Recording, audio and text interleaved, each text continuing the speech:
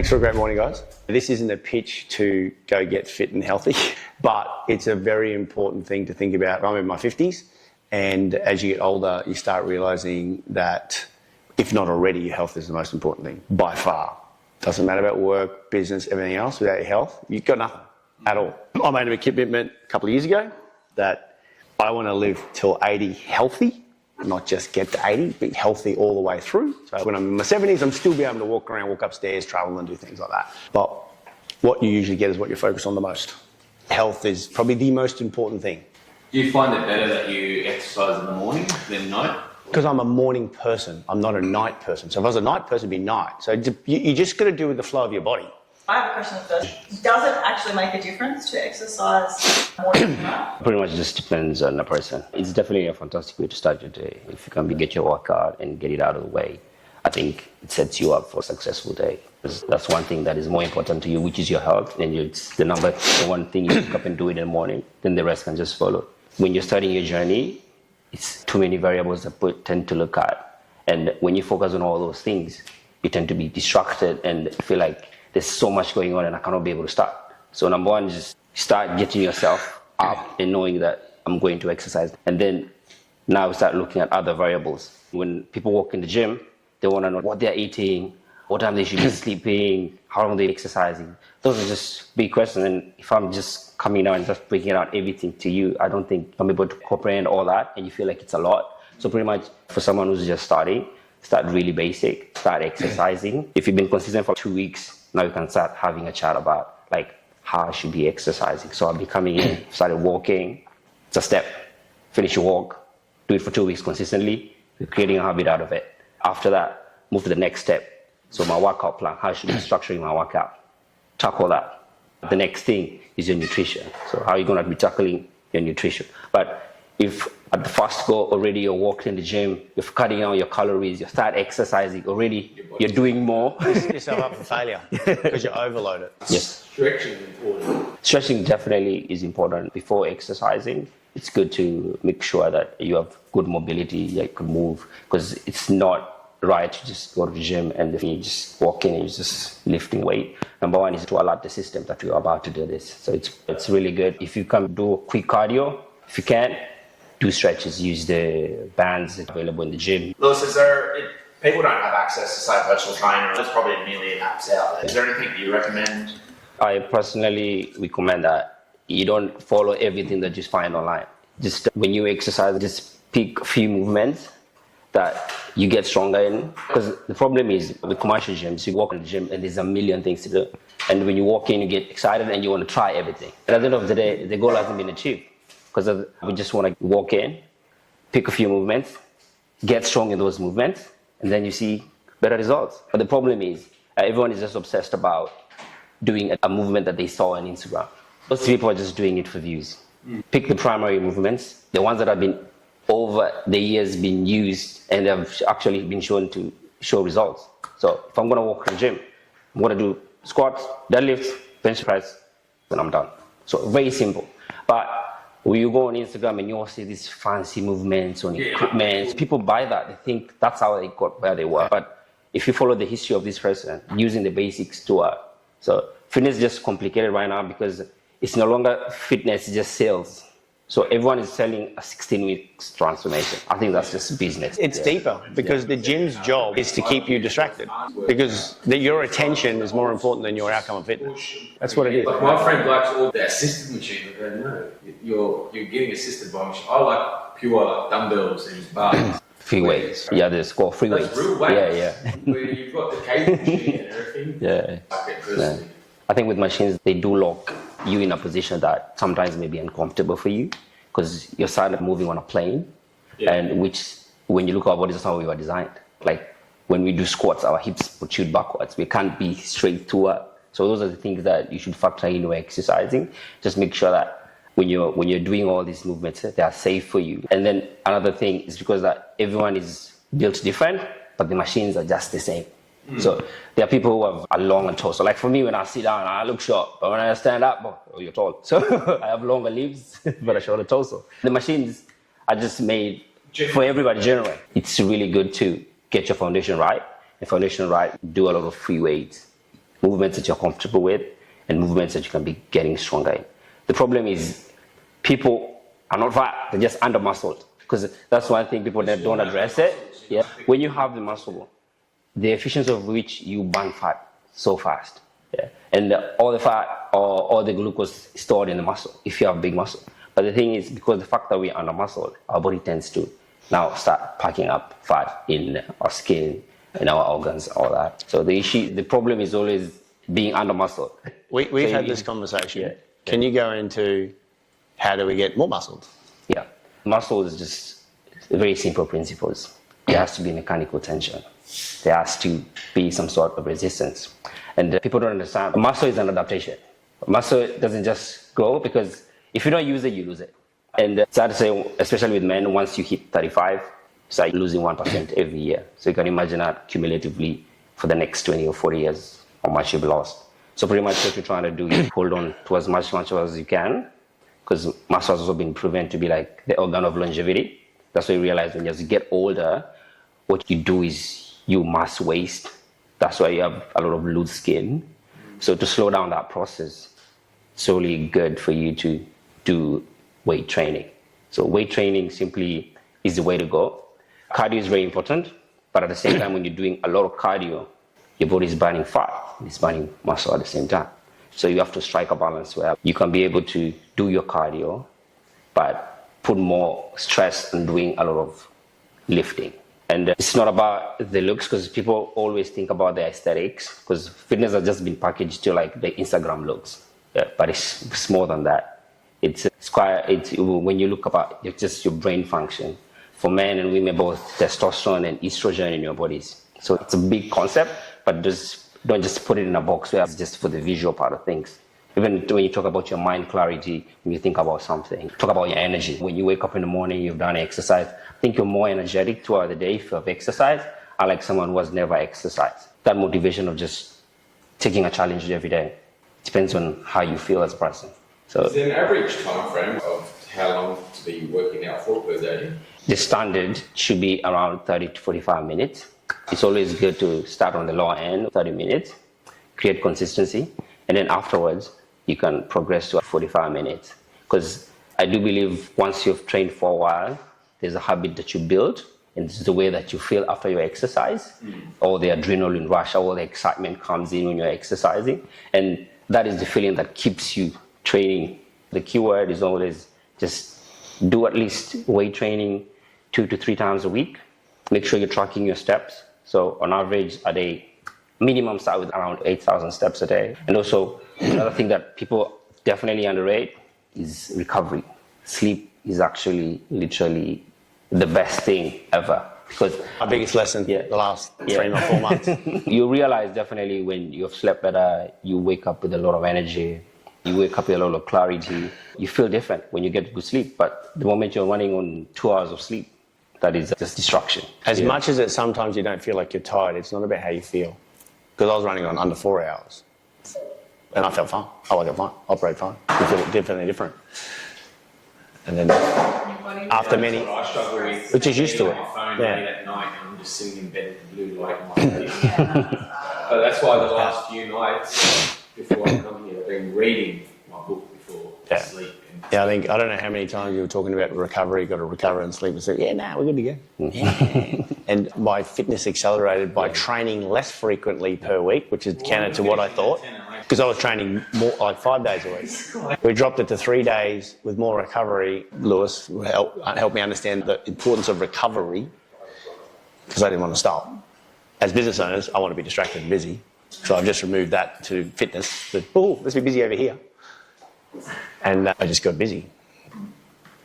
When we changed the program to 3, sleep and recover, my energy is naturally longer more often now.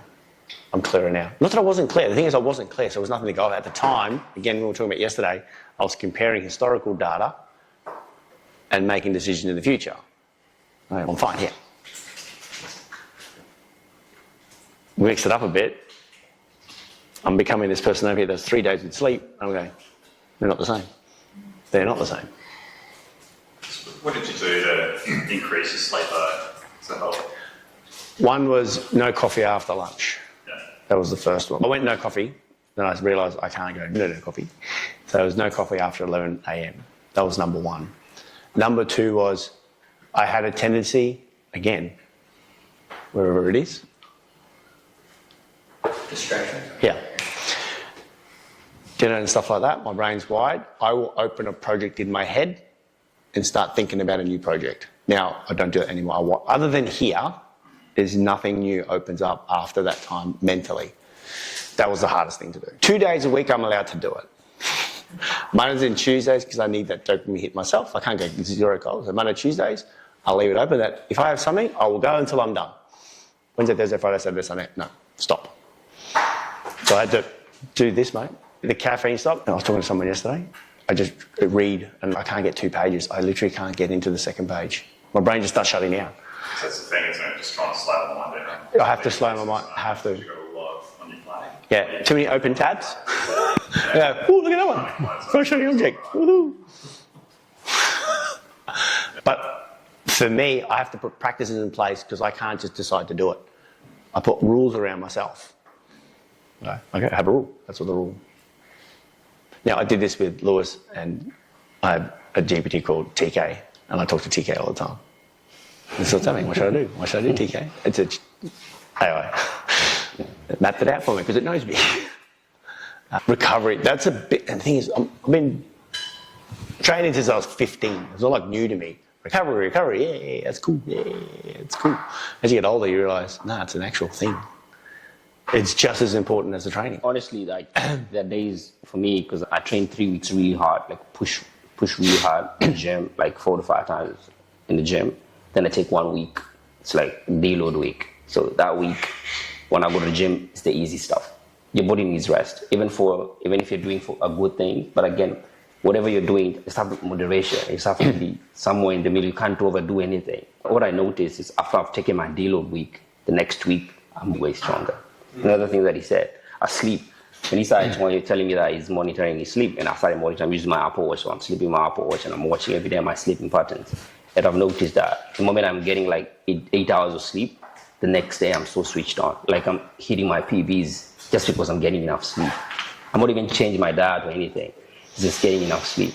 Like for me, I never used to keep track of because I was like, I'm gonna be fine. But once I start tracking it and you have data to follow, because when you start wearing a heart rate monitor, it's gonna realize, okay, this guy is up, this guy is sleeping. So that data compiled for so many months, you do get your sleeping patterns and how you sleep. So for me, it was the moment I started realizing that I'm not sleeping enough, because it tells me like you haven't rested enough.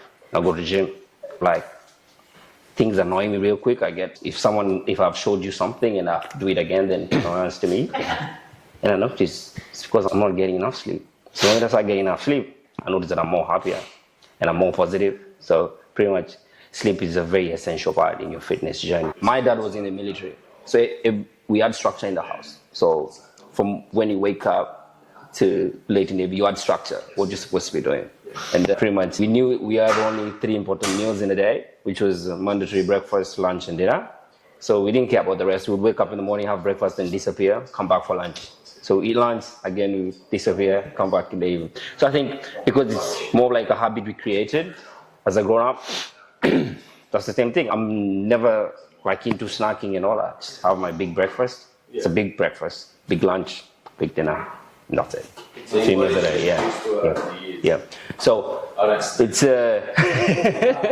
you ever fast or not? I used to fast once. My meals are very simple. Apparently, it's good for your body or something. Yeah, definitely good. When you shut down your system, you see, your body is a machine. It can't constantly be working. That's why you need to shut down so other operations start taking place. So the problem with us is that we're constantly snacking. So the body is either digesting or controlling the glucose in our body. So it's constant release of insulin. For insulin to drop effectively, it has to be given a window of 3 hours for it to drop effectively. But because we are constantly snacking, insulin is always constantly being spiked in our system. That's why we end up being insulin insensitive. And now it's no longer working because it's abused in the system. Can you go into stress? Because we talked a lot about stress, cortisol, and things like that. It's really important. Just the general biology of a human being is that whenever you're stressed, when the level goes up, it causes an imbalance in your hormones, especially for us men. And I'm going to talk about women too. So for men, it's testosterone. So testosterone is literally what you need to feel good, to be masculine, to drop body fat. It's testosterone that you need. When you hit 35, it's testosterone takes a plunge. That's why everyone talk about natural ways of improving your TRT. Yes, but do people do it? No. So number one, if you just do strength training, your body is forced to produce more TRT to repair the muscles. So TRT is a hormone that actually does a lot to the body. But when you reach a certain age, when it starts plunging, everything goes up. So low TRT, high stress. Even for women, especially once you hit your menopause, if you don't do strength training, your estrogen levels are all over the place. Women do have a little bit of testosterone, unlike men. That's why for us men, to put on muscle is quite easy compared to the women. I don't understand the concept where women are like, oh, I don't want to go to the gym because I don't want to build muscle. There are men who in the gym are not building muscle. So why are you stressing about going to the gym and building muscle? It's very rare. But then again, it's something that needs to be encouraged also for women to be exercising, to make sure that their hormones are optimal in their body. Because the moment the hormones are off, the stress, cortisol shoots up. And again, we're going back to sleep. So if you don't sleep, cortisol level goes up. What's the best way to monitor your hormones? Yeah. There are tests that you can definitely run, but number one also very essential is make sure you're having vitamins and that you are eating a lot of whole foods. Because they're very essential to your hormones, and the eggs are really good. Cholesterol is really good. Cholesterol plays a big role in your body, and let nobody cheat you that you have high cholesterol. I think the point is eat the healthy food, get consistency, and then you just adjust. That's why we overcomplicate things. So, I'm going to do this and do this. I'm going to go Whole Foods, and then all of a sudden it's overwhelming. You don't do it. Even if you just eat the budget Coles eggs, you get in the routine. You're 3 eggs per day. After that, it's just a habit now. Like you don't even think about. Then you can just optimize the egg later. Something that definitely you should factor in is prepping your meals early, because it's not like a job that will come out of nowhere. It's planned. Like this week, you're gonna eat. I have these jobs, so I need to eat. So you pick a day. You pick a day where you be like, I'm gonna cook. So for me, I always like I'm sure I'm gonna be having protein throughout the week. So I'm gonna make sure that I've cooked enough protein. If I wanna be changing my starch, carbohydrates along the way, it's easy because if it's a rice, I'll just steam my rice. If it's sweet potatoes, I'll just steam my sweet potatoes. Do you track your intake of protein? I think the fact that I've been doing it for a long time, it's good to track. If you're going to track, just go ahead, track it, and then get a know-how of how your portions, because you're not going to be constantly going everywhere and just weighing everything. Just know how much you're taking, and then weigh that, and then from there you just get the rough idea of how much you take in a day. So roughly for men, around 1.5 to 2 grams per body weight is good for you. For women, a little bit less, a gram, 1.5 grams on the higher side of protein per body weight. When you were training, what did you do? I was a stonemason. I was going stone. No, you still went to the gym. Yes, afterwards I went to the gym. Yeah. That's work. Because that's therapy. Like, it's the after feeling. Because sometimes I do feel like a lot of people do struggle with just getting to the gym. And I'm telling you, once you get to the gym, that's half the job done. Yeah. When you do your first day, you don't know how you're going to do your next you get one, moving. your third one. And then afterwards, you feel like, I can't believe I could have missed that session. And you turn out to be really good. I'm not a big fan of motivation. Motivation comes after you do the thing. Yeah. Never before. But after you've done whatever the thing happens to be, you feel better for it. As you're exercising, don't really just focus on the aesthetics, just focus on getting stronger. When you get stronger, your body adopts. So you're creating more muscle. So don't just really focus on just getting a pump. Just focus on getting stronger than the day before or the month before. That's why you have a coach to account for that. Last week we're doing this, why are we doing these numbers? What has been going wrong? Because it has to show on your data as you're progressing in your training, like where you started and where you're going. Because everything has to have data for you to be like, okay, I've looked into it and I've got an insight and this is what's going on here. And that's what I like in sharing with people, because I'm passionate about it and I love it. And why, if I'm loving it this much, I think if you're able also to join me and do it, you probably enjoy it even more. Yeah. So pretty much for me, my goal has always been getting stronger. So the muscle has just been a plus, getting stronger. But for me, it's just getting strong and have a good baseline. I'm like, oh, I have to bench anything below 2 plates, even on a worst days, even when I'm coming from my off season, that's really bad. So I have a good baseline where I know like my strength is up to this point. But if I want to push it beyond, then I know what to do. Just play around in my program. Like you just hit your 1 rep max, 5 or something like that. So it's just about how you play around with your program. as you progress in your training. It's definitely a personal journey. Like for everyone, it's different. And you might be doing less, but you're doing more than someone who's doing more. Work at your own pace. Don't feel like you're under pressure. And this fitness journey is a journey to discover yourself. So every journey is going to be different. Start where you are. Start with walking. Make it a habit. So everything is consistency. So build on that walking until you're strong enough to just walk in the gym. So what we need to do is let's start exercising. You might also not even eating enough, because then trainers will just tell you cut your calories. But the problem is not the calories. The problem is you're not doing any physical activity. Start with the walking, start exercising, and then address your diet later on. So sometimes you might start exercising and you just drop weight and you maintain whatever you're eating, even if you're not eating the best foods, but you can be able to control your weight. And then after that, what's next from here? This is what I've been doing, this is the results I've been getting, and this is where I want to get to. Because there are people who lose weight just eating macros, and they are not doing any proper diet, just doing macros. So because at the end of the day, it's all about energy in, energy out. You know, so if you're eating more than what you're burning, you're already on a surplus, so you're gonna put on weight. If you're eating less, not too good calories, you're still gonna lose weight. Yeah. So another thing that I want you to look at is these diets that people usually share like 3 or 4 months transformation. The end game, they tend also to mess up your metabolism completely, because you go on a diet, you lose weight, and you lose muscle at the same time. So when you lose muscle, when you go back to eating, you put on double the weight that you had before. So most of these diets, they're quick fix, but they're not sustainable. Find something that's gonna work for you. If you're the kind of person that can't stay away from these foods, just know when to eat them. But don't just cut them off completely.